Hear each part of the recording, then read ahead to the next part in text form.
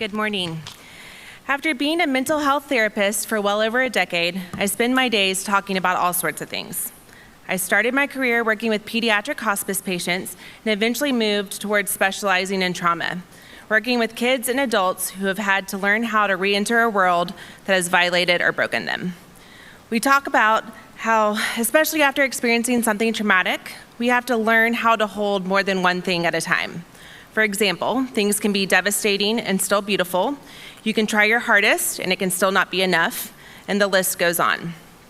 I will tell you though, in the fall of 2020, I had to start practicing what I preached. The world was on fire with COVID, and then in a short span of 6 weeks, my dad and my best friend were both diagnosed with stage 4 cancer. I have had to learn how to hold my emotions, which have been all over the place, and my faith, which has also been layered with each of these experiences. How do I hold the reality of today and also hold hope for tomorrow when really this all just feels like it is too much? I have told people for years that what we resist persists. You have to be willing to look at and identify what you're feeling, or it's going to continue to grow and will eventually consume you. Although my processing journey is not close to done, and I still sit on my therapist's couch regularly, it has been worth it.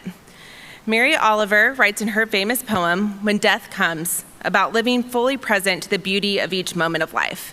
She ends the final stanza stating, I don't want to end up simply having visited this world.